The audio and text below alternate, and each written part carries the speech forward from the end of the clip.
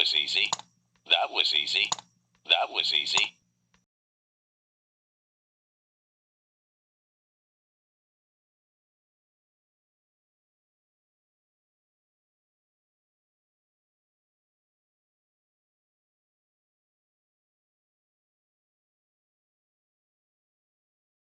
Hi. Boy, it's been a really busy day. I'm going to just collapse into bed tonight. I had a kind of an emotional upheaval, kind of a moment today, and I put my thoughts down on video, and here they are. Hi. I'm back again. I have recorded pretend this video like 3 times because I kept on forgetting to turn on the recorder. This is the kind of stuff you deal with MS. It's not, and yeah, you do need to just leave it and move on, but I am trying to explain to y'all what it's like from the inside, so I'm letting you know what that is. Well, the only choice is to accept it, deal with it, and move on. That is the only choice. Hold on a second. I'm just too hot in this sweater. I need to get down to another layer. Hold on. Oh, that feels better. Thank you. I turned the heater on in the bathroom. I keep it chilly in my room on purpose.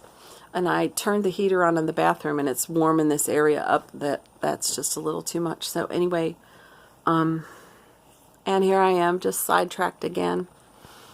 It takes an enormous amount of focus to keep on task at all. Anyway, my mom really upset the apple cart this morning. I did it, before I say this, A, didn't take it out on her. B, knew it was my issue, not hers, right? But the thing that's really upsetting sometimes is that Mom is in this kind of place herself, and between the two of us, and I'm the one that's supposed to be responsible, so I feel, and I feel very much like I'm the one that has to figure it out. I'm the one that has to figure it out and figure out how we deal, right? So anyway, I guess Mom was upset that the Christmas decorations were still up, and she got some candles that I had in the windows. And the reason the Christmas decorations were still up was because I thought my brother was going to still come to see us. But after having worked with him for a week and a half, the 3 or 4 days that I was supposed to work with him turned into a week and a half. And I'm not surprised because it was that big of a project. But, okay, get back to your point, Sylvia. And the point is about Mom. Okay, so what happens, this is like torture. What happens is that Mom will take a few things and put them away in her room, like she squirrels them away, just, and she thinks she's being helpful. But, when you put out the Christmas decorations, it isn't helpful for someone to take a few of them and put them someplace else. Because then when you go to clean them up, either A, you think you got them all, or B, you spend a lot of time trying to find where the person put them. And I've been kind of living like this for years with her. She has a tendency to do this. She always did this to me with the things that she thought I wasn't old enough to have yet. Like things she thought I would ruin because I was too young to handle it or something. I don't know. I think she should have let me ruin something, even though she didn't want me to, and learn how not to ruin things. Anyway, so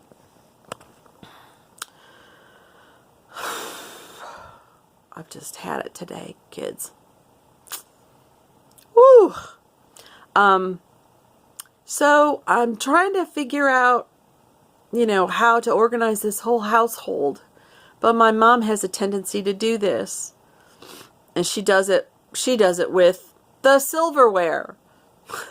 She does it with everything, and it would be one thing if what she decides would stick with her, but it doesn't because her memory is very plastic from day to day. So she can't keep something in tune. And what I really need to do is I have to impose, this is where this goes, this is where that goes. And with my MS, I desperately need that to happen. But I'm constantly in a battle, which is terrible, because that says a lot. If I feel like I'm in a battle with my mom, it's not vicious or anything, but organization wise and that kind of stuff, it's constantly there for me. And I'm trying my best to deal with it. But boy, I tell you what, I just, and then, I was talking about this earlier with my friend. I got one of those pod things. I don't think that's what I called it. I don't think that's the company I hired, but I got one of those things. And I put it in the front yard, and I was dealing with my stuff one at a time. Well, then somebody in my neighborhood, bless their hearts, and yes, I mean that in the nasty way that Southerners can say it, they called the city, and I was told that I needed to remove it within 2 weeks. Well, I wasn't done with my project, and with my MS, I have to proceed at my pace. So I'm going to get another one. And see, I had it set in the yard right at the bottom of my stairs, because that was what I could deal with. Well, I'm going to put it in my driveway this time, and I'm going to write a sign, go ahead and call the city on the end of it, because they can't do a darn thing about it if it's in my driveway.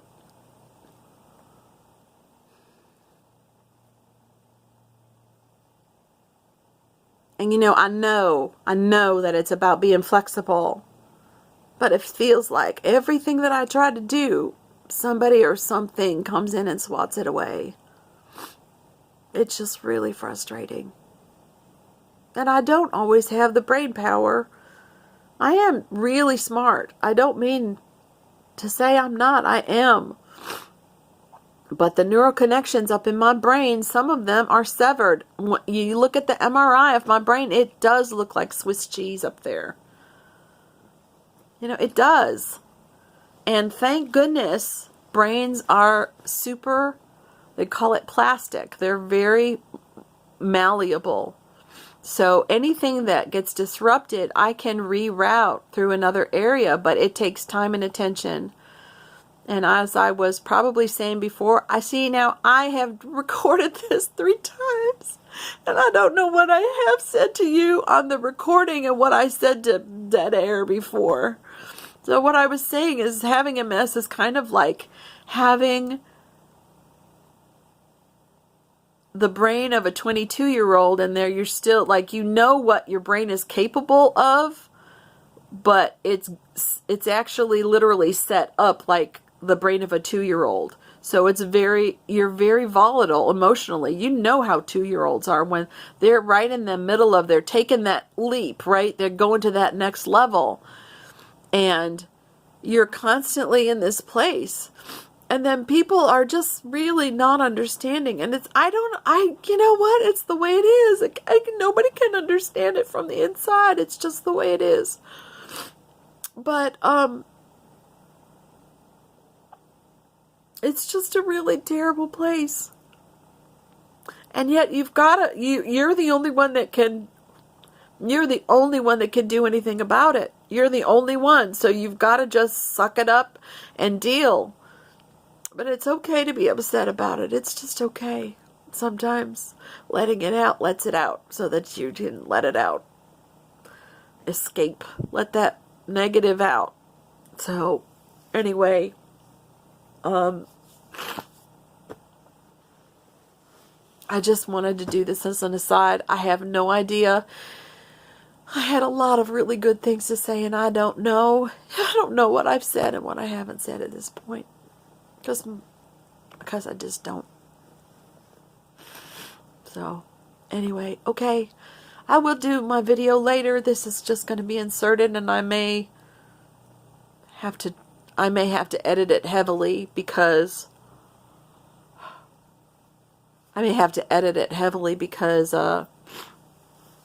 it's not gonna make sense necessarily. It's very hard for me to express myself. I mean, I explained this the other day. It was always hard for me to get from my head. Well, actually, the big hurdle was for me to get from my head to things on paper. That used to be the big hurdle, but now it's just getting from my head to what I'm actually saying. So, anyway, I will smile. Fake it till I make it, kind of thing. Anyway, that's it. Okay, lovelies, I'll talk to you later. All right. Later in the day. Bye. So that was me explaining a little bit what it feels like when you're in the middle of all that chaos. And the thing that's hard about that is you know that you're acting like a friggin' 2-year-old, but you can't help it. You absolutely can't help it. And it's so frustrating.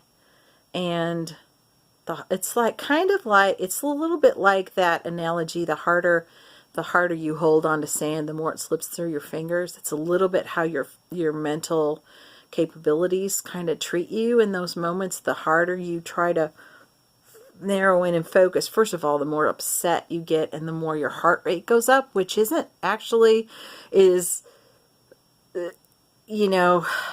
feels counterintuitive.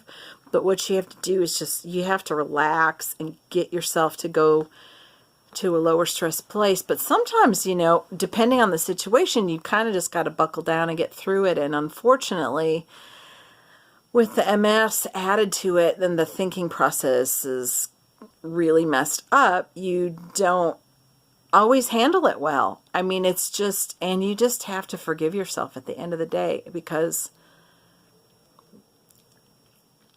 you can look at it and see how you would have handled it better, but it's not necessarily, I mean, we're all doing our best. I mean, you don't move into your day saying, I think I won't do my best today. Nobody does that. So, and I know that sounds like a cop-out, but really, it's not. I mean, even people that are, well, unless you've got some seriously, psychosis and psychoses going on, anyway, that's my philosophy for the day. But let's see, I did not take a walk, but I wound up running my mom. I forgot today was run my mom out to the hair thing. And I got my housemate a haircut too. And then we went and got groceries. And then we had to get the groceries in from the car, which, believe it or not, is an ordeal for me. So, no walk. So I'm begging off on the walk. And on the Fab and 14 today. Tomorrow, right now, I can't remember. I can't remember a single thing. Excuse me. I had an alarm set and it actually cut my video off. The dang thing. It's not supposed to be able to do that. Anyway. Sidetracked. I do not have, right at the moment, I don't have anything that I know that's on my agenda tomorrow that would prevent me from doing the Fab and 14 and the walk and the other. Now, I am going to do 3 more categories tonight, and then I'll have them all done, and then I can take that down. I have been thinking about them, so it's been appropriate to check them off, to check it every day. But today it's going to be the final time I get to do it, because I also got it written down. So anyway, so that's about it, and I love you guys. Take care of yourself and take care of each other.